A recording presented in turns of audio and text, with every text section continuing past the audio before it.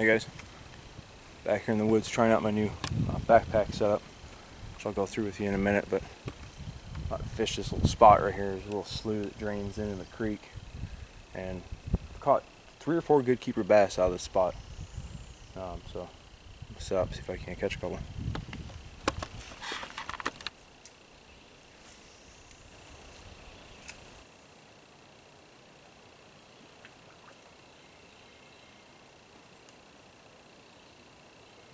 Guys, I don't know if I got that on video or not, but if you heard it, I guess probably 5-pound bowfin just came up right here.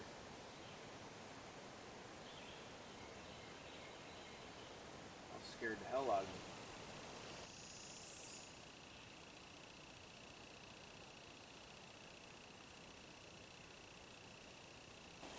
Alright guys, so I'm going to start out with my whole mentality of why I put this backpack together and why I keep this with me every day. First things first, I commute 50 miles to work each day.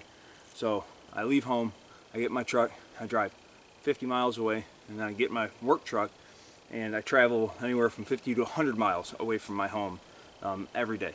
So this backpack to me is, above all else, a get home bag. So when I take this with me every day, I know that what I have in this backpack will help me if I have to move on foot in the event of a natural disaster, terrorist attack, whatever. If I have to move on foot from up to 100 miles away from home to make it home. So I figure, put this pack together, keep the stuff in my truck, carry it with me when I go fishing, practice using it, use the things that are in it, see what works, see what doesn't. I've been doing this now for a couple years. If you've been watching any of my videos, I always have my little Camelback Mule backpack with me. It's been a great pack, but the size is really limited. It's really only a hydration pack with 2 little accessory pockets.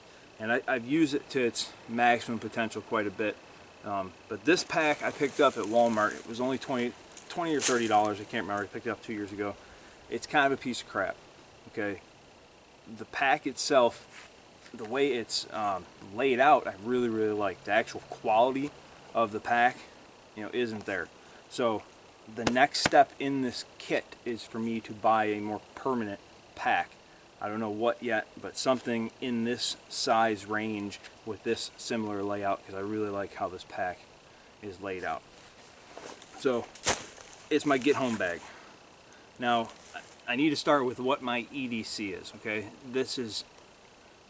It evolved, I changed it quite a bit, but over the last year or so, it's really kind of narrowed down to just a few staple items. Number one is flashlight. Try to keep a flashlight with me all the time. Do I have a flashlight with me all the time? No, but I really try to have one with me all the time. So I know I may need this someday, and I'm probably not going to have it, and that's Murphy's Law. So that'll be my own fault. But I try to keep a flashlight with me every single day. One thing that's with me every single day is my Spyderco Edge Temp Persian 2 with my little Kydex flipper on it. It's kind of like a wave feature off an Emerson. It's been a great knife. I've had it for 2 years. It's well used. You can see it's probably blinding here. You can see the G10 handles are really worn. It's been sharpened quite a bit. It's VG10 steel. It's been a really nice knife. I've been super happy with it. And you can see it's got definite EDC wear. This is no drawer queen. Alright, so next thing I carry with me every single day, no matter what, is a handgun. The last few weeks I've been rocking my M&P. For the last year or so, I carry my Glock 19 Gen 4 religiously every single day. I've noticed that carrying the M&P is no different conceal-wise, weight-wise, than me carrying the Glock. So the M&P is a little bit bigger than the 19. It's just got a little bit better feel to it. It's got metal sights instead of plastic. It's super reliable. I trust my life with this firearm.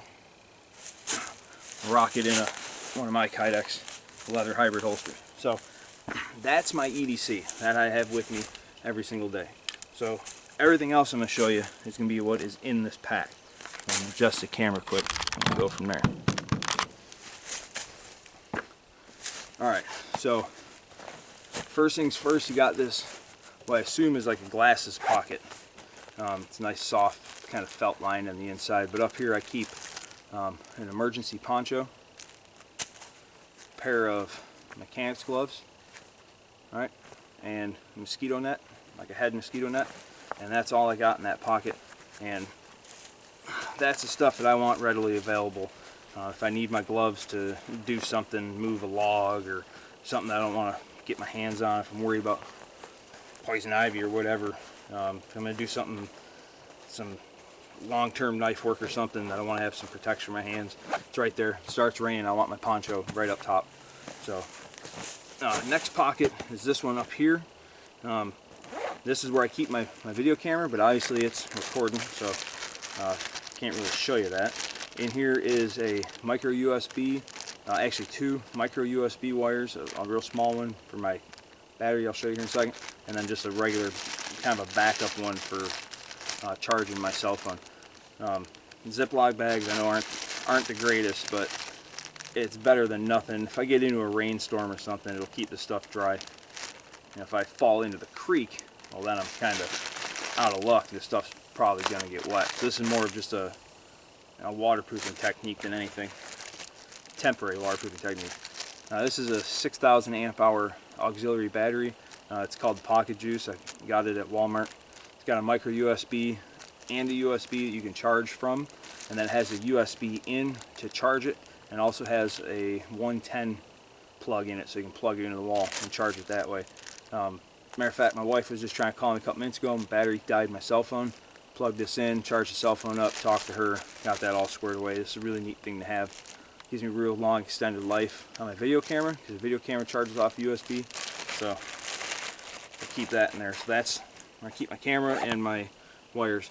Up here is 2 Bic lighters. They kind of fit down into this webbing really nice. I just keep them there. If they fall out and lose them, I got more, so they're really convenient to have them right there. Up top here is a double grenade pouch from Condor. And here I got my Energizer headlamp. Absolutely unbeatable thing to have. You got to have a headlamp in a pack like this. If you got to do any maneuvering at night and you're not worried about being seen, this is where it's at right here, man. You can signal with that if you needed to. It's pretty damn bright. Batteries last a long time. This is my compass. It's kind of a cheapo. It's nothing fancy, but it does everything you need a compass to do, and most importantly, it points north. So, got some pacing beads on there. Figure if I ever got to do some distance, it'd be nice to have some pacing beads. Kind of help break up the monotony of that. All right, so then here on the side is basically a water bottle pocket or something similar. In here I have a stainless steel cup. So I can boil in. That was something in my Camelback I was really lacking, was an ability to purify water by boiling. So it's nice to have this in here and know that I can at least get some water scooped up and boiled. And then in here I just got a watch cap or a beanie, whatever you want to call it, of the camo variety in case you gotta go low key. Now move on to this front pocket here. Actually, I'm gonna adjust the camera just a little bit so it's pointing a little bit better at it.